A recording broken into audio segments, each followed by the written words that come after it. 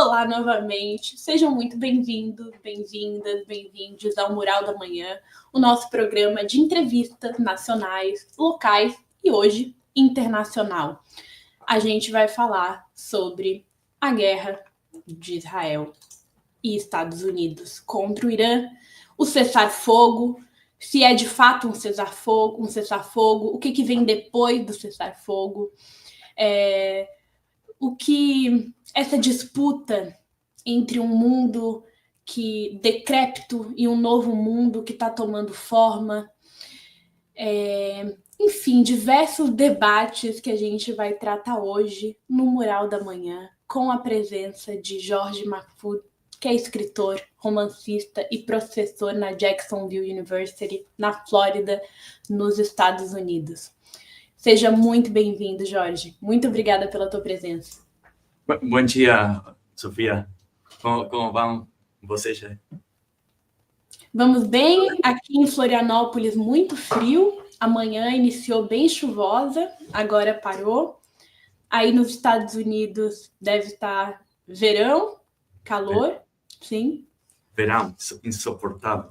Insuportável. Mas é melhor para mim o verão. Eu preciso falar no castelhano porque meu português está ou seja, não tem problema. Aferrujado. Mas eu já adorei essas tuas primeiras palavras em português, portunhol, mas não se preocupa, pode falar em espanhol, em castelhano, que a nossa audiência está muito bem acostumada. Jorge, o confronto entre o Irã e Israel se intensificou depois que os Estados Unidos se juntaram a essa operação militar contra o Irã na noite do último sábado, atacando 3 grandes instalações nucleares iranianas. A operação levou a um ataque retaliatório iraniano na segunda-feira contra a maior base militar americana no Oriente Médio. Vários políticos, lideranças mundiais condenaram os ataques de Tel Aviv. Depois, o Donald Trump, no dia 23, afirmou no seu perfil Truth Social que Israel e Irã concordaram com cessar-fogo. No entanto, o ministro de Defesa israelense ordenou que as forças de ocupação de Israel respondessem a uma suposta violação de cessar-fogo pelo Irã. Segundo o Times of Israel, a ordem foi tomada depois que a divulgação de 2 mísseis balísticos foram disparados do Irã contra Israel após esse cessar-fogo. Mas a agência de notícias iraniana negou esses relatos, descrevendo eles como falsos. Minha primeira pergunta é: existe de fato um cessar-fogo? Un impasse, como siempre. Cuando hubo un cese de fuego permanente, especialmente de parte de Israel, que los ha violado todos a gusto, a piacere, cuando quiso, especialmente por 2 motivos. Primero, por ser la potencia militar más poderosa de Medio Oriente y una de las más poderosas del mundo, además de recibir el apoyo incondicional, económico y militar, estratégico y de las grandes agencias secretas como el Mossad de Israel y la CIA de Estados Unidos a favor de un lado solo, y los medios occidentales masivos, incluso algunos de Medio Oriente, a favor. Entonces siempre ha roto todas las treguas posibles, siempre ha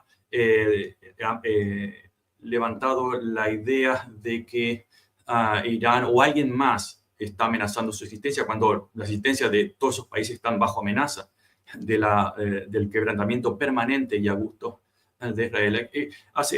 Creo que ayer Trump hablaba con ese lenguaje tan de kindergarten, ¿no? de infantil, que lo entiende mucha gente y por eso es tan efectivo desde un punto de vista comunicacional, comparando a Israel, a Irán como 2 niños de escuela que se estaban peleando por mucho tiempo y vino el profesor, el maestro, el padre, de ahí viene el daddy, papito, como sugirió el jefe de la OTAN, y hubo toda una discusión sobre la palabra papito, porque en realidad es en gran medida papito, daddy.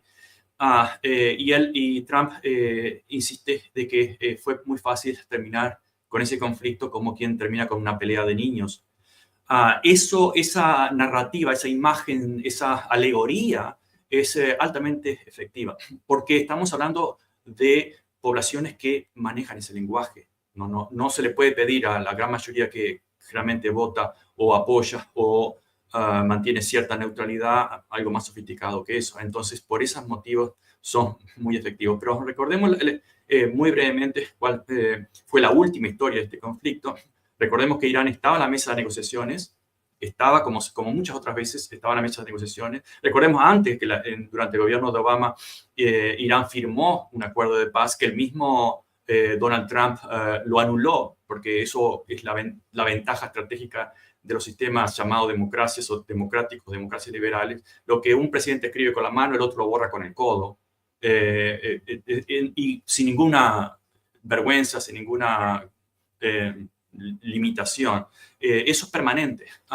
Entonces, todos esos acuerdos, exactamente como los acuerdos que hicieron los anglosajones, y no solo los anglosajones, pero los europeos en general, con los indígenas en América, con los africanos y otros lados, todos fueron sistemáticamente violados por la parte poderosa que era la parte blanca. Primero se les impuso la firma de acuerdos a punta de cañón, los indígenas, los mexicanos, y nombren los que quieran. Y luego, cuando ya no sirvieron más acuerdos, los violaron directamente, con la excusa de la seguridad nacional o con una falsa bandera, que el otro en realidad inició el conflicto, etc. Eso es clásico y no va a terminar acá, sin duda, por muchas razones. No va a terminar porque estos meses han dejado muy en claro que la carrera armamentística se va a acelerar, se está acelerando por un tema de supervivencia o de sobrevivencia de cada uno de los afectados, desde Rusia a Irán e incluso China, especialmente por ese cambio de fuerza. Ahora, lo que mencionabas de los bombardeos, aquí el gran perdedor, que no se dice, es Israel, pero sin la menor duda es el gran perdedor. Y el gran ganador no es Estados Unidos, es Irán.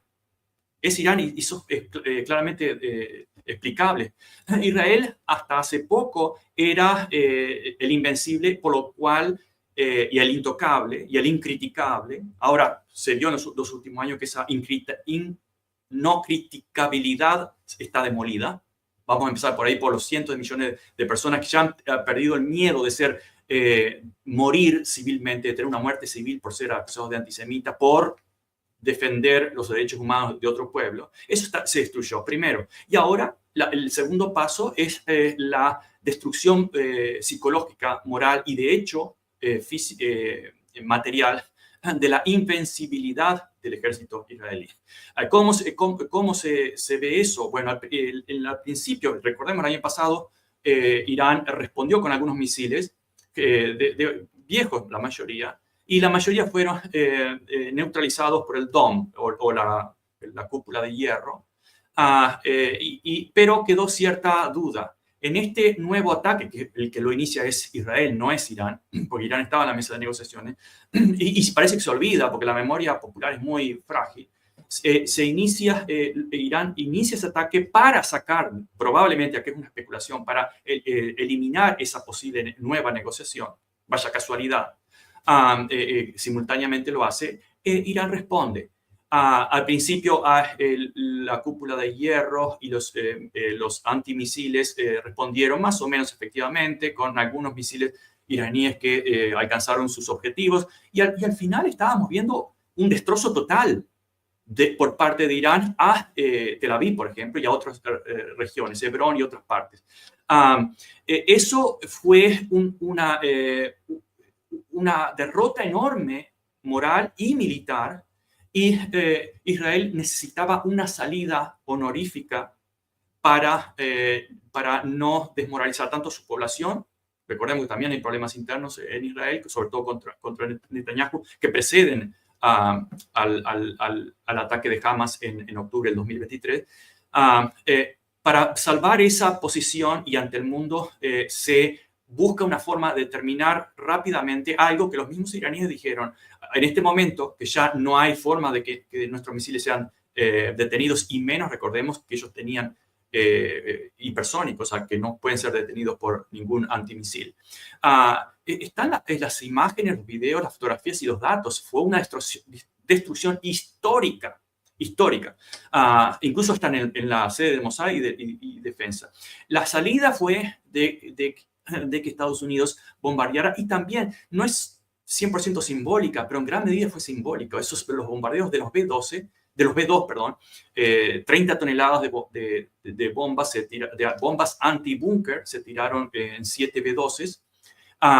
Eso fue simbólico, tuvo una importante destrucción, que las mismas agencias secretas, la CIA y otros, dijeron que, bueno, retrasó un mes, no mucho más, el desarrollo del programa de enriquecimiento de uranio, pero porque los iraníes, primero, habían movido todo el material de ahí, no son tontos, y segundo, porque además las centrales de trabajo estaban muchísimos metros bajo tierra y en montañas, etc.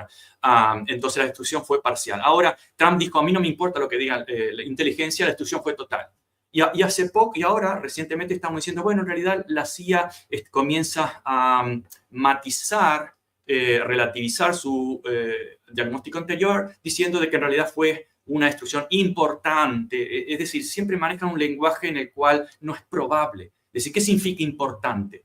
Es muy discutible, muy relativo. No hay una forma de cuantificar eso de importante. Entonces, podemos especular, y aquí especulo, de que Trump le dijo a la CIA, al director de la CIA, como lo han hecho otros presidentes anteriormente, esto se dice y esto no se dice, porque está en contra de nuestros intereses decir determinadas cosas, al menos que se declasifiquen, y luego sabemos que lo dicho era diferente. Eso muy probablemente ocurre en unos años.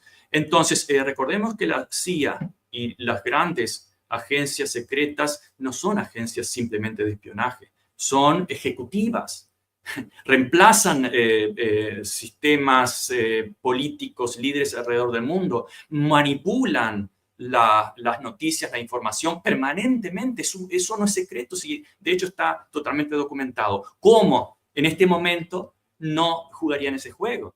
Entonces, es todo un juego narrativo, simbólico, para ocultar una realidad que es diferente. Yo diría, cada vez que leemos, y yo leo mucho la prensa dominante en Estados Unidos, como CNN, Reuters, Fox, etc. La leo mucho, pero ¿cuál es el secreto, diría yo, que hay que manejar con eso? Hay que poner filtros, porque esa información ya viene filtrada. Es propaganda. Incluso a veces inoculada, como lo ha hecho la CIA muchas veces. Está filtrada, tiene su propio filtro, y para anular el filtro con el cual recibimos, debemos poner nuestros propios filtros. Algo así como recibir todo a través de un lente de color, hay que ponerle un color opuesto para ver más o menos cuál es la realidad.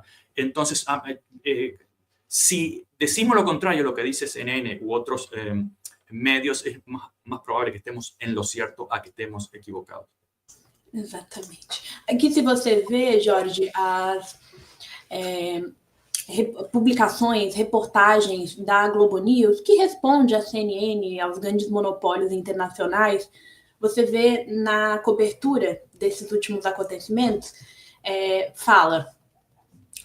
traz o trecho de Donald Trump falando, traz o trecho de Netanyahu falando, e quando vai falar o presidente do Irã, ou a liderança religiosa do Irã, não se coloca áudio, não apresenta a fala, só se faz uma conclusão daquilo que foi falado, se escolhe, se nega, né, o outro lado, com objetivos econômicos óbvios e também objetivos políticos. Jorge, uma pergunta que eu tenho em relação aos Estados Unidos bom, um país que já destroçou diversas nações, Iraque, Síria, Líbano, e que agora o alvo é o Irã, que lançaram napalm no Vietnã, bombas convencionais no Panamá, bombas de fragmentação na Guerra do Golfo, também na ex-Iugoslávia, uma bomba gigantesca de 10 toneladas sobre o Afeganistão, sem falar, né, nas 2 bombas atômicas de Hiroshima e Nagasaki. Qual que é o objetivo real dos Estados Unidos nesse ataque ao Irã? inclusive sabendo que a representante do governo dos Estados Unidos disse que o Irã não tem ainda armas nucleares. Então, qual que é o motivo real disso? E se esse ataque dos Estados Unidos é uma demonstração de força ou de fraqueza da hegemonia em declínio dos Estados Unidos? Las dos cosas, un síntoma de debilidad y un intento de demostración de fuerza, sin duda. Recordemos el objetivo final siempre es China, de todo, de Ucrania, de Medio Oriente, de Irán, es siempre China. Occidente se hizo destruyendo Asia y quiere mantenerse destruyendo Asia. ¿Por qué? Porque no entiende que se puede cooperar. Lo único que entiende es el concepto de competencia. Si hay alguien que está prosperando más que yo, entonces es malo para mí. Esa es la mentalidad de Occidente. En el caso específico de Irán, primero, algunos analistas del New York Times, por ejemplo, insisten de que el bombardeo a Irán fue una demostración de fuerza que debió poner muy nervioso a China. Yo no sé si nervioso o no, pero sin duda los chinos estarán tomando nota. ¿Y para qué? Para aumentar su armamento y poder militar aún más. Recordemos que China tiene algo así como poco en cuanto a su PBI, su Producto Bruto Interno, una inversión militar de más o menos un 1,7. Estados Unidos llega a 3, casi 4, bastante más. Y ahora con la OTAN lo quieren llevar a 5 para todo lo de la OTAN. Una desproporción totalmente absurda. ¿Por qué? Porque Occidente está muy nervioso. En el caso, vuelvo específicamente al caso de Irán, yo agregaría que hay otras piezas. ¿Recuerdan cuando se estaba negociando un alto el fuego antes de los bombardeos? Antes de los bombardeos, el Parlamento iraní aprobó el cierre del Estrecho de Hormuz. Y todos saben que el Estrecho de Hormuz es clave. Hay un 20-30% de todo el petróleo que pasa por ahí. Ahora, ¿a quién podría perjudicar? Podría perjudicar a todo el mundo, pero específicamente a China y a Europa, a dos lados, una parte occidental y otra oriental. Entonces, Irán es una obsesión en gran medida por muchas razones, pero también porque tiene un gran control del Estrecho de Hormuz. Sí, y además no es casualidad. Recuerden que la mayor base estadounidense en Medio Oriente está en Qatar y fue la que bombardeó Irán. Ahora, Trump dijo, bueno, la dejamos bombardear como para otra vez, para que haya un final honorable de la otra parte. Pero tiene un lado negativo. Al Jazeera y otros medios comenzaron a poner el foco. Tenemos la mayor base militar extranjera en nuestro país. No es ninguna sorpresa, pero mucha gente lo olvida o no lo considera. Entonces, eso pasa a ser un problema también, la visibilización de todas esas bases militares, por lo cual Qatar dijo de que había sido un ataque a su soberanía, lo cual internacionalmente es absurdo, porque al ser un ataque a una base extranjera, es un ataque al país extranjero, no al país que tiene esa base extranjera. Entonces, creo que uno de los objetivos sería, tanto para Israel, recordemos que si Occidente cae militarmente o se equilibra con el ascenso de China, Israel está liquidado. Repito, como en otros años anteriores, no es que Israel vaya a desaparecer como país, podría desaparecer, pero no necesariamente podría desaparecer como país, sino como agente absoluto de agresión y de mando en toda el área.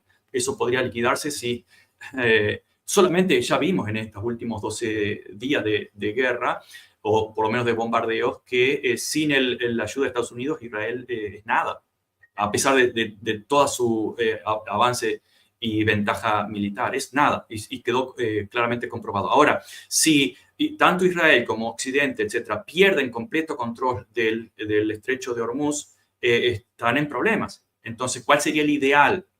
El ideal sería un cambio de régimen, ¿no? Israel no es régimen, son regímenes los demás. Entonces, Israel no apoya el terrorismo, ni las matanzas, ni la existencia de otros países, no, son los demás. Es la clásica narrativa que se está muriendo.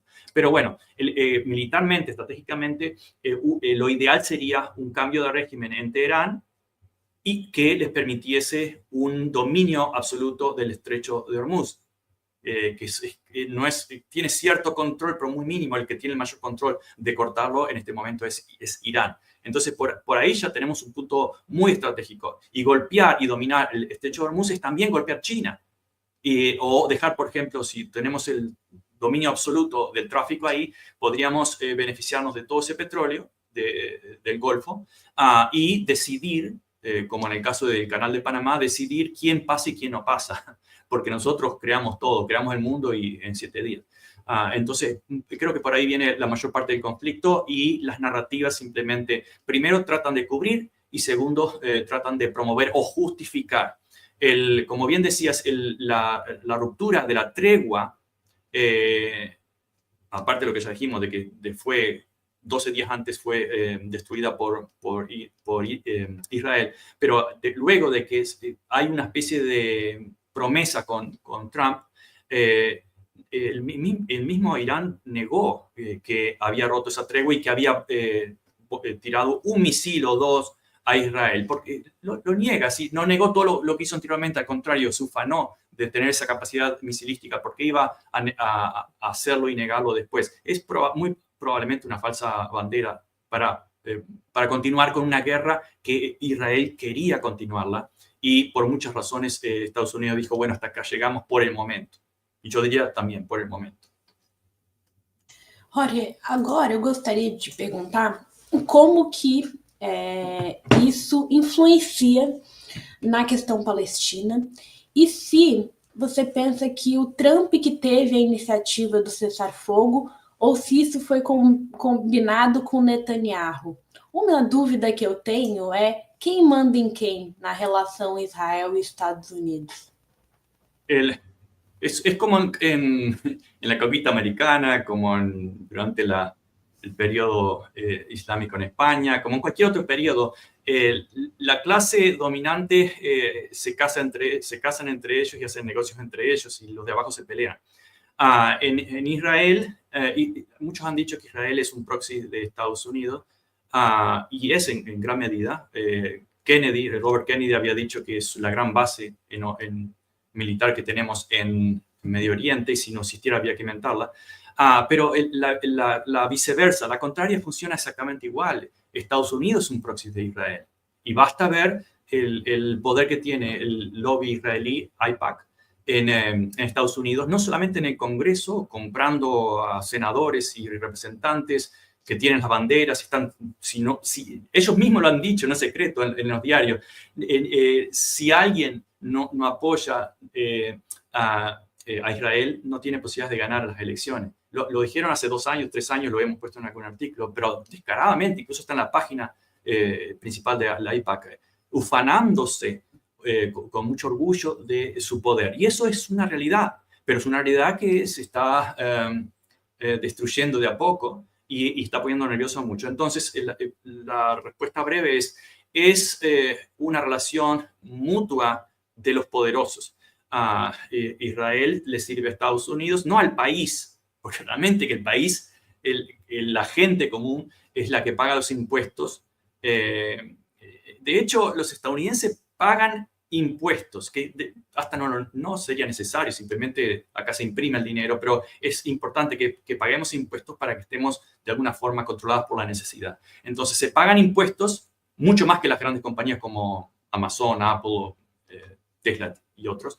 Pagan impuestos, y para gran parte de eso, así como las naciones endeudadas también pagan deudas, y gran parte de eso va para Israel. Y aquellos que pagan impuestos para dinero que va para Israel no pueden ni siquiera criticar a Israel, porque son o exiliados, si no son ciudadanos, o son acosados o pierden su trabajo. Es una relación perversa, absolutamente. Entonces, no es el pueblo estadounidense que se beneficia en esa relación, pero sí, sin duda, los de arriba, los que tienen el dinero. Israel es un proxy de Washington, Washington es un proxy de Israel. E, Jorge, o que acontece na União Europeia, com armamentismo na União Europeia, e essa rejeição de agregar os 5% do PIB dos países da União Europeia nos gastos em armamentismo, essa rejeição por parte da Espanha? Queria que você falasse um pouco sobre isso. Sí, hace algunos meses estuve en España y me preguntaron también qué juega Europa en todo esto. Y yo les decía, hay incluso videos de presentación de algún libro o de charlas. ¿Hola? ¿Hola? Hola, hola. A tua imagem travou, Jorge. No sé por qué. ¿Me escuchan? Te escuto perfeitamente, mas a imagem travou. Qué extraño, porque la cámara está prendida. Tenta, quem sabe, Jorge, sair e entrar novamente. Bueno, bien rápido. Sim, enquanto isso eu faço um intervalo aqui. A gente escutava perfeitamente o Jorge, mas deu uma travada na câmera. Então, antes de a gente seguir com a entrevista, eu vou fazer aqui um breve intervalo institucional para trazer os nossos apoiadores. Este programa é apresentado graças aos nossos apoiadores culturais.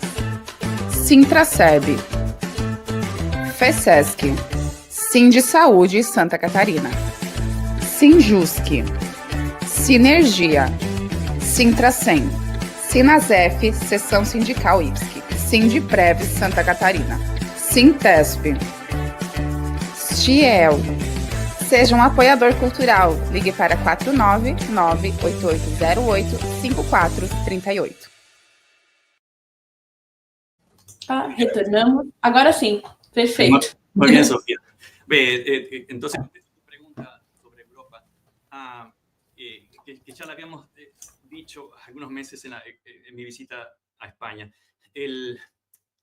Acá la idea es la americanización de Europa.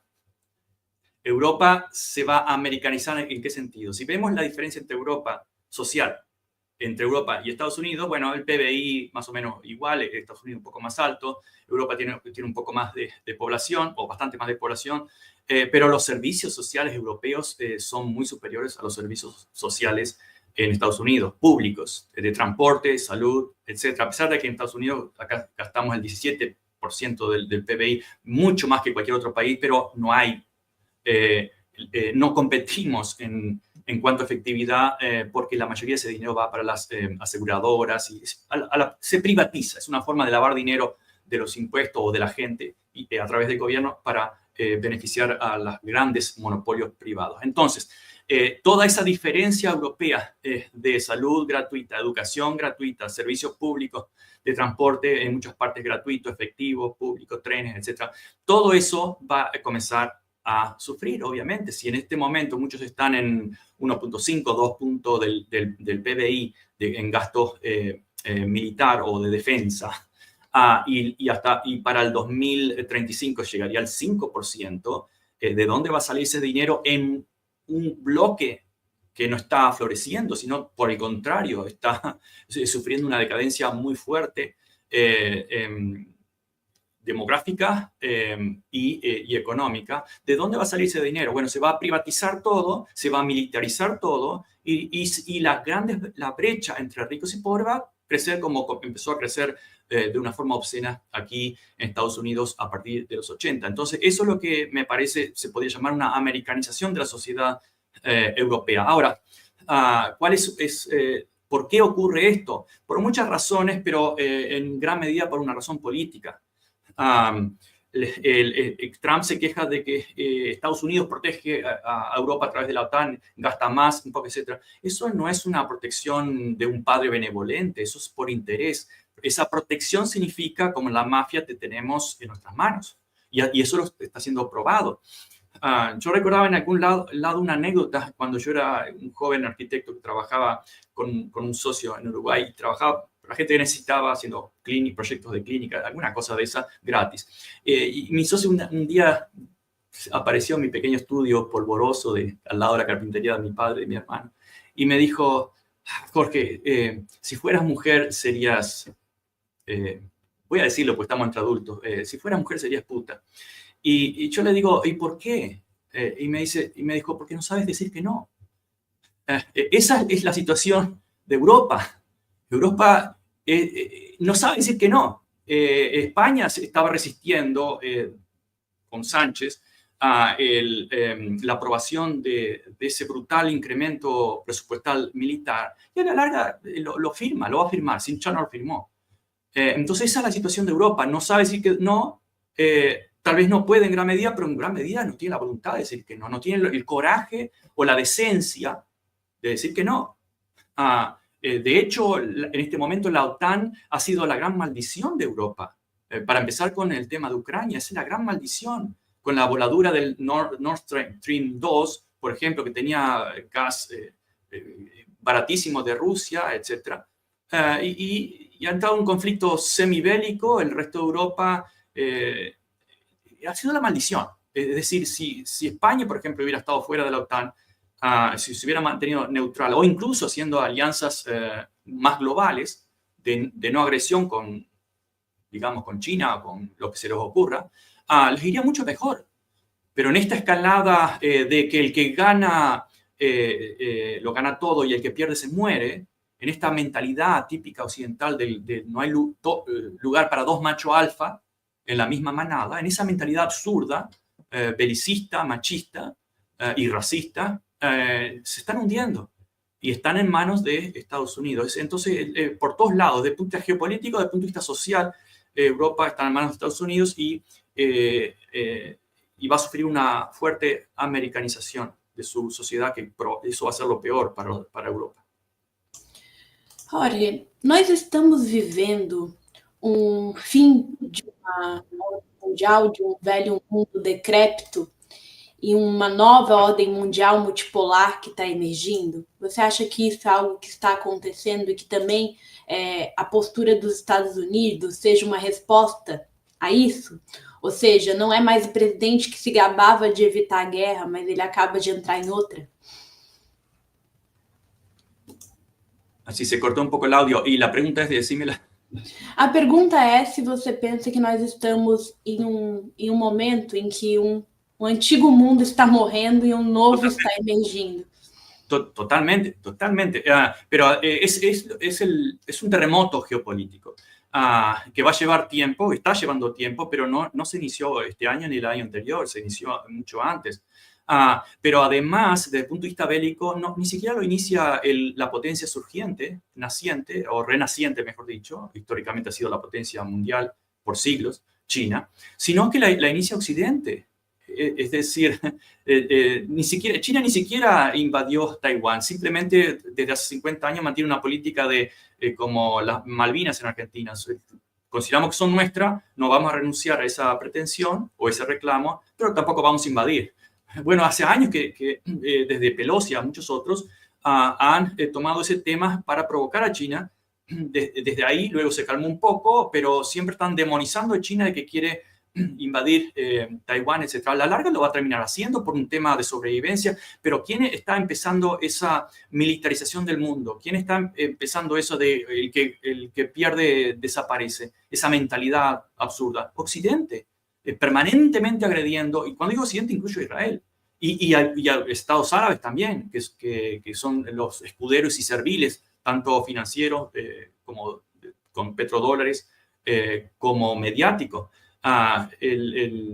Y ese es el gran peligro de Occidente, del mundo. Entonces, no aceptar que el mundo, de que el 4% nosotros de la población no tenemos el derecho especial de decirle al resto del mundo qué deben hacer, no aceptar eso, es la fórmula perfecta para un conflicto. ¿Qué pasa? Anteriormente a este terremoto geopolítico, eso era parte de la Pax Americana. ¿Qué es la Pax Americana? Bueno, la paz de los cementerios, como la Pax Romana. Es decir, si hay uno que es incontestable en su fuerza, hace lo que se le antoja, por supuesto que el resto no lo va a atacar. Eso es una paz injusta. Mientras hubo esa Pax Americana, bueno, más o menos los conflictos estuvieron más o menos estabilizados. Y tanto Trump como todo su clan político está en esa mentalidad de que somos nosotros los guardianes de la seguridad y la paz del mundo. No, somos los perpetuadores de las guerras y de los conflictos. Nada más que... y además lo dijo Trump. O lo dijo Trump.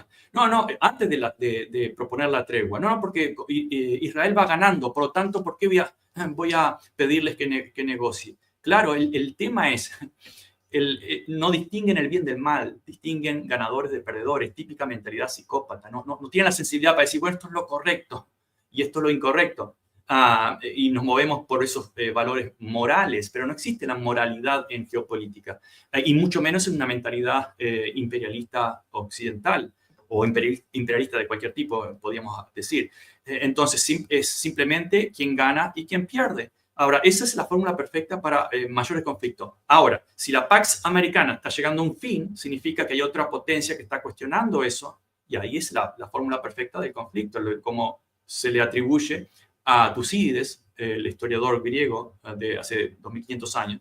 Cuando una potencia surge y la otra decae, en el cruce hay un fuerte conflicto bélico. Es lo que estamos viendo, y parece que la humanidad no aprende de la historia, simplemente la repite, cuando realmente tenemos los instrumentos para evitar eso, que es la negociación y aceptar de que el mundo le pertenece a todos, no solamente a un grupo elegido por Dios o elegido por la raza o por lo que quiera llamar.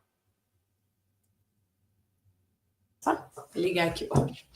E você pensa, Jorge, que nós estamos na iminência de uma terceira guerra mundial ou ela já está acontecendo?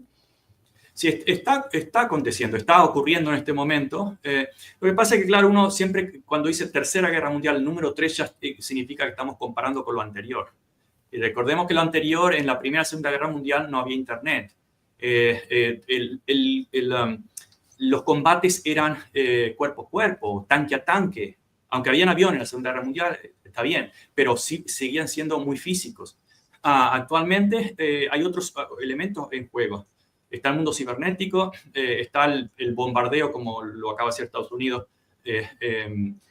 con aviones B-12, que prácticamente vuelan a una altura casi inalcanzable. No son los perpetuadores, ya comenzó con la Primera Guerra del Golfo, son videojuegos. Los soldados tienen una chance mínima de morir. De hecho, ser soldado hoy en día es una profesión muy segura. Siempre se dice, pero van a ofrecer la vida. No, si vas a la construcción o si eres un minero, tus posibilidades de morir son varias veces. Estadísticamente, no solamente por un accidente, los mineros mueren por pulmón negro, pero por accidentes son mucho más altos que morir en una guerra. Excepto si, bueno, hay todavía guerras al viejo estilo, como en algunas partes de Ucrania, o en el caso de Gaza, del genocidio de Gaza, es una matanza al viejo estilo, nada más que con armas más sofisticadas y más letales. Pero la Tercera Guerra Mundial no se va a parecer mucho a la Primera y a la Segunda, con la excepción de los muertos, que si llega a sus picos máximos, probablemente se aproxime o supere a los muertos de la Segunda Guerra Mundial, que fueron muchísimos, fueron 70, 80 millones. Pero sí estamos dentro de esa Tercera Guerra Mundial y nos vamos acostumbrando cada vez más. E uma pergunta que eu tenho, mas que é uma pergunta antiga, né? De quantas frentes de guerra o imperialismo estadunidense consegue ter? Ou seja, Ucrânia, Palestina, Irã, essas guerras por procuração, quantas frentes de guerra? Tem um limite? Todos los imperios implotan. No solamente por el surgimiento de otro imperio que lo desgasta, obviamente, pero generalmente implotan. El Imperio Español, por ejemplo, quebró múltiples veces. ¿Por qué? Porque necesitaba robar y extraer oro, plata, todo lo que sea de las colonias para mantener la Pax, en ese caso la Pax española. Es decir, lograr esa Pax americana es costosísimo, es muy caro. Fíjense las 800 bases militares que hay en todo el mundo.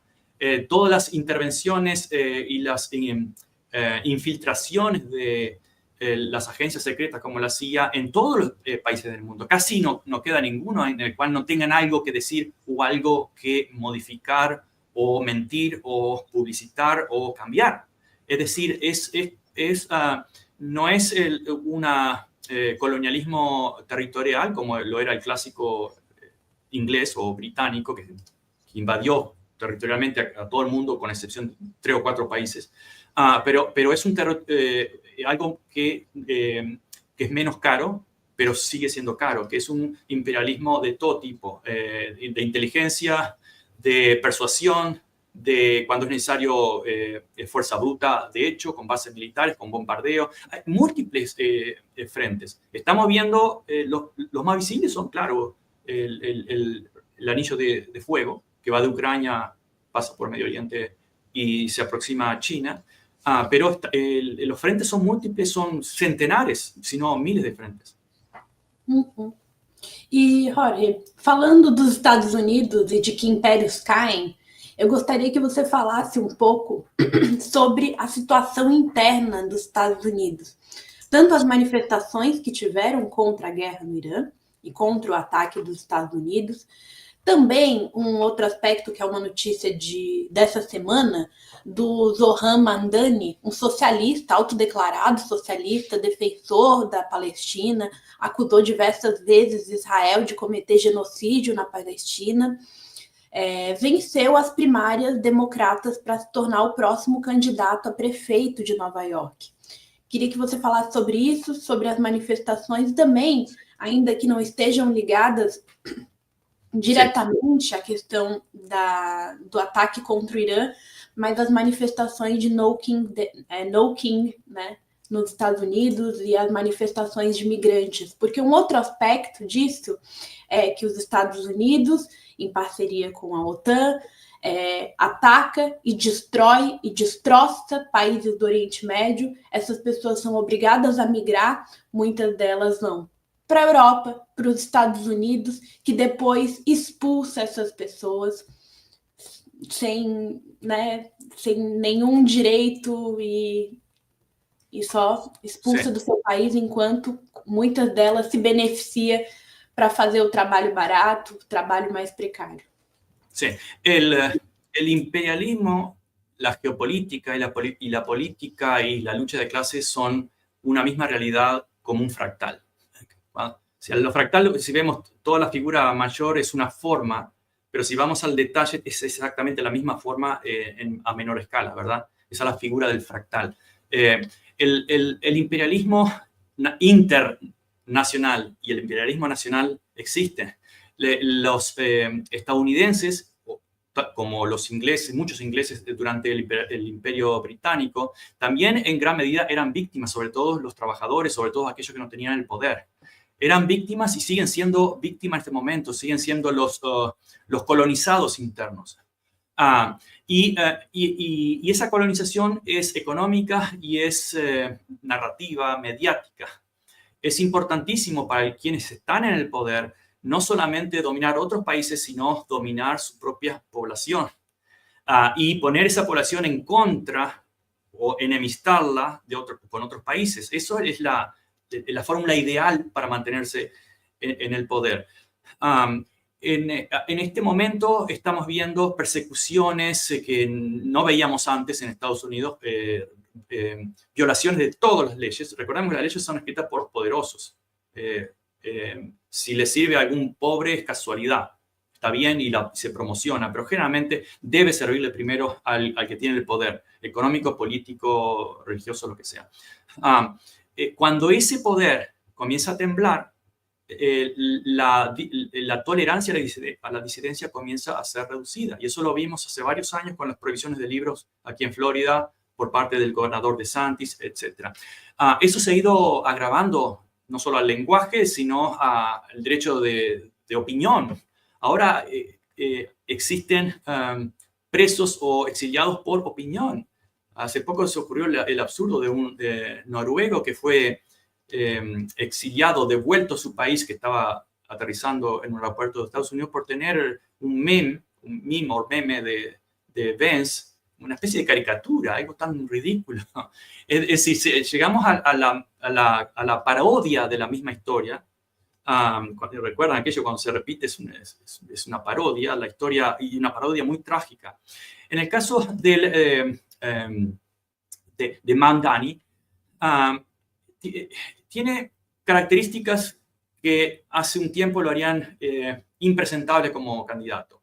es un musulmán, chiita, es muy joven, 33 años, fundador de cuando era estudiante de un grupo en favor de Palestina, un grupo no armado, obviamente, como la mayoría de los grupos a favor de los derechos humanos, o casi todos, o si no todos, sino por los derechos de los seres humanos en Palestina. Es decir, y además socialista. Inmediatamente la prensa sionista, pero no solo sionista, la prensa de los grandes negocios, de las grandes corporaciones, automáticamente salió a demonizarlo. Al mismo tiempo, el Partido Republicano salió a tratar de identificar esa figura de Mamdani con los demócratas. Mamdani, si se cumple la lógica o la historia en Estados Unidos, al lograr esa hazaña de ganarle a Cuomo en las internas, tiene casi asegurada la victoria contra cualquier republicano. Ahora, la batalla, la guerra mediática va a ser despiadada, y ya está siendo despiadada para que gane algún republicano. Y ya lo estamos viendo en Fox News, en varios lugares, diciendo, es tan radical que es socialista, como si ser capitalista no fuese radical, es lo más radical del mundo. Recordemos no solamente el robo y despojo de los trabajadores nacionales, sino la expansión y las matanzas de cientos de millones de personas alrededor del mundo para esclavizar o para colonizar o para extraerle sus beneficios y imponer su poder. Más radical que eso, imposible. Más radical que iniciar guerras por todos lados, como las más recientes de Irak, de Afganistán, de lo que quieras nombrar. ¿Qué más radical que eso? No, pero alguien que es socialista es radical. Es más, su socialismo ni siquiera es tan radical como el de Franklin Delano Roosevelt en los 30. Pero cuidado, y eso es algo que anotamos y publicamos hace algunos días. Hace mucho tiempo que estamos, yo personalmente al menos, esperando algunas señales que indiquen una reversión radical política, ideológica del mundo occidental. Para simplificarlo, de la derecha libertaria de hoy en Argentina, en partes de Brasil, en Estados Unidos, etc., a un movimiento totalmente contrario hacia una izquierda. Ahora, en Nueva York es uno de los lugares, o California, más probable, considero, de que se encienda esa llama de reversión. Esa reversión de gente totalmente engañada, podemos decir, desde nuestro punto de vista, por la prensa, diciendo de que el capitalismo, que la privatización iba a traer la felicidad y la prosperidad. Y están viendo, miren el metro de Nueva York y compárenlo con el de Pekín o el de Shanghái. No tiene nada que ver. Este capitalista que él es comunista, ¿dónde está la consistencia narrativa de que la prosperidad de los súper ricos nos iba a traer prosperidad a los de abajo? Totalmente muerta esa teoría del trickle-down theory del neoliberal. Y para eso se dijo que fuimos prósperos en los 50, en los 60, en una situación de semisocialismo comparado a lo que tenemos hoy. Donde los inmigrantes no eran tan demonios como, ni siquiera para Ronald Reagan, que era un neocon, como lo es ahora. Entonces nos hemos ido a un extremo de la derecha de Estados Unidos, totalmente fascista, donde la democracia es un culto vacío totalmente, pero todavía hay áreas de lucha y de grieta para ese fascismo que quiere controlarlo absolutamente todo. Y nos hemos movido a un extremo y la gente va a llegar, y creo que inevitablemente, probablemente luego de una gran crisis bélica, económica, pero va inevitablemente a llegar ese momento en el cual yo creo que, Sofía, yo espero que estar vivo dentro de 10 años, tú eres muy joven, pero supongamos que hacemos esta entrevista en el año 2035 otra vez, y vamos a estar en un mundo totalmente diferente. Aquellos libertarios fanáticos que se ufanan, que se burlan en Buenos Aires, esa capital extraña en el mundo, que está en extrema derecha, como pocas capitales del mundo, ni siquiera en Nueva York es así, que se ufanan y que rompen todas las reglas y las leyes, porque antes se escribían las leyes, ahora las escriben y también las rompen. Corrupción más clásica. Eso van a estar corriendo como muchas veces corren cuando salen a provocar a las masas con mucha protección de las fuerzas del orden, y luego disparan. Bueno, van a estar en ese momento. Y muchos, como hicieron los nazis en los 40, en los 50 especialmente, se van a ir al closet y van a decir, no, yo no fui nazi, nunca hubo nazi por acá. De repente los cobardes desaparecen y no se reconoce. Ese va a ser, creo, lo que vamos a estar viviendo y discutiendo si hacemos esta entrevista dentro de 10 años. Pongámosle que me equivoco en el cálculo, que no sean 10, que sean 15, tal vez, pero creo que es inevitable. Y entonces estoy tratando de identificar ese momento. El de Mamdani podría ser uno de esos momentos. Mamdani no puede ser presidente porque nació en Uganda y llegó a Nueva York a los 7 años. No puede ser constitucionalmente presidente. Claro, para la derecha la constitución es un papel mojado, y las leyes también. Pero digamos que, bueno, constitucionalmente no puede ser presidente. Pero podría ser el inicio de, fíjense, estoy proponiendo esta política, esta forma electoral, estas reivindicaciones, y miren la gente cómo me está apoyando. Ahí van a aparecer otros. Y van a decir, bueno, yo sí que puedo ser presidente, voy a copiar eso, porque recuerden, en la política eso realmente pasa. Y luego de ahí, como siempre, en las colonias también lo van a copiar. Como los libertarios, una copia directa, hasta los gestos, hasta los tics son copias de Trump y de los libertarios. Entonces, creo que esa ola de reversión es inevitable y va a llegar, y solamente tenemos que determinar cuál es el momento de inflexión. Jorge, minha última pergunta para ti. Qual o papel hoje e daqui 10 anos, quem sabe no mundo novo, dos organismos multilaterais que hoje servem menos para a paz e mais como instrumentos de poder, como as Nações Unidas? Son más que de poder, son simbólicos. Cuando las Naciones Unidas impuso algo, sí, impuso algo porque las grandes potencias, y especialmente Estados Unidos, quería que se impusiera. Es decir, como un reloj descompuesto da la hora correcta 2 veces al día. Entonces son simbólicos. Cada vez que votaron el levantamiento del embargo a Cuba, con 3 excepciones, ¿cuál fue la realidad? Se mantuvo el embargo. Y así seguiríamos con los llamamientos a terminar con el genocidio en Gaza, o en la brutalidad del apartheid en toda Palestina. ¿Y cuál es la realidad? No ha cambiado nada, al contrario, se ha agravado de una forma extrema. Es decir, son simbólicos. Hasta la Corte Penal Internacional, que tiene un significado importante, capturan criminales cuando el criminal es abandonado, como los dictadores latinoamericanos, cuando eran abandonados por Washington, caían.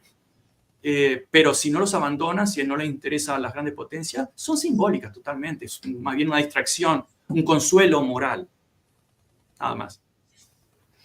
Jorge, muito obrigada pela tua presença aqui hoje, por acordar tão cedo para estar aqui com a gente nessa entrevista. Te agradeço demais. As portas do Portal Desacato estão sempre abertas para ti. São com pessoas como você que a gente consegue manter as nossas relações com o mundo, exercer o internacionalismo do Portal Desacato e buscar construir esse novo mundo multipolar. Muito obrigada pela sua presença aqui hoje. Gracias, Sofía, y gracias a todos ahí.